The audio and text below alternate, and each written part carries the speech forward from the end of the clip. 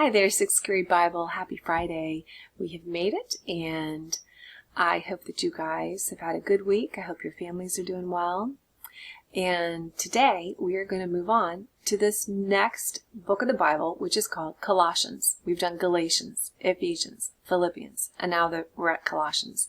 All four of these books are very similar. They're similar in length. They are all 4 or 5 or 6 chapters, and 3 of them, Ephesians, Philippians, and Colossians, were all written while Paul was in prison. Now, he was not in prison in Rome the way that we would think of prison. While he was in Rome, which is in Italy, he was actually in a rented house, and there were guards there to make sure he stayed in his house, but we have a lot more in common with Paul than we ever have before, because we're kind of housebound, and so was he. But he did have people come and visit him. And that's what happened here with this book of Colossians. So Paul had never been to the city of Colossae before. And instead, there was a man named Epaphras who had become a Christian when Paul was in Ephesus. And this man felt led by God to go to the city of Colossae, which was about 100 miles away, and to establish a church there.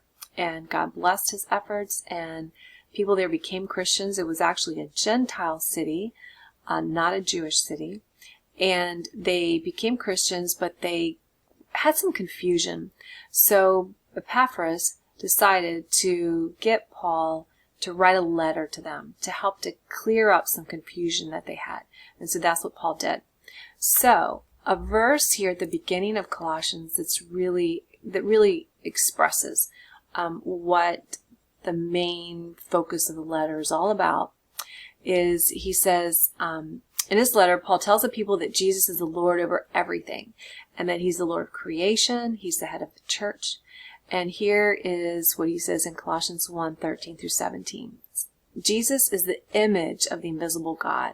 He's the firstborn over all creation.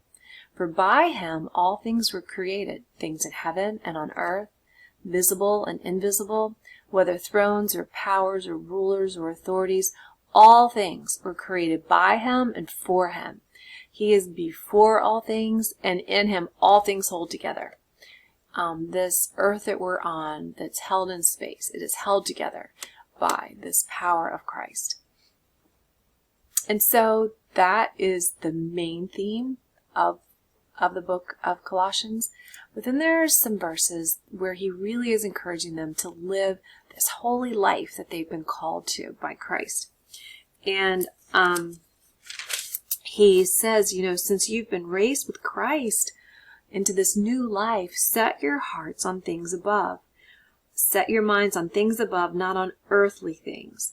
And so he tells them there's some things that they need to get rid of in their lives, and there's some things that instead they need to put on. And he uses this analogy. We've seen him use other analogies in the letters.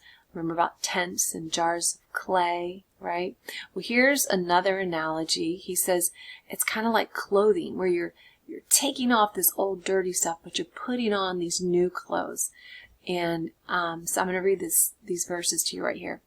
But now you must also rid yourselves of all such things as these: anger and rage and malice, slander, filthy language from your lips. Don't lie to each other, since you've taken off your old self with its practices, and you've put on the new self, which is being renewed in knowledge and the image of its creator. Therefore, as God's chosen people, holy and dearly loved, clothe yourselves with compassion and kindness and humility and gentleness and patience. Bear with each other. We just encourage each other. And forgive one another if any of you has a grievance against someone. Forgive as the Lord forgave you. So I want you all, I have an activity for you all to do today that's on a Google Doc that you'll see, and it's based on these verses here, because I want you all to be really thinking about these. But we can't do these on our own with our own strength. Sometimes we're just too tired, or sometimes someone has made us just too angry, or we feel justified, like we have to do this. We feel pressured. Oh, I have to lie about this. And when we try to do things in our own strength, eventually our strength runs out, and instead We need to be relying on Christ to help us in these places where we're all going to be tempted to be really angry or hateful or talking about others or using bad language or lying. All these things are going to tempt us. But God has given us the Holy Spirit to help us when we are tempted. Remember, we talked about that in 1 Corinthians. When we're tempted, and we're all going to be tempted. Christ was tempted. When we're tempted, God will provide a way out. And we need to look to Him to give us the strength to see it and walk into that way out He's providing. So I want y'all to be thinking about these verses. So I'm going to close today with Colossians 2, 6 through 7. Just as I think of you all as 6th graders, soon to be 7th graders, that, many of you are in homes, you've been in Christian schools, you go to churches that have encouraged you in your faith. And my prayer for you is Paul's prayer for the Colossians, that just as they've received Christ Jesus as Lord, that they will continue to live in Him, rooted and built up in Him, strengthened in the faith as they were taught, and overflowing with thankfulness. And that is my prayer for you all today. And I hope you have a great weekend, and I will look forward to seeing you on Monday.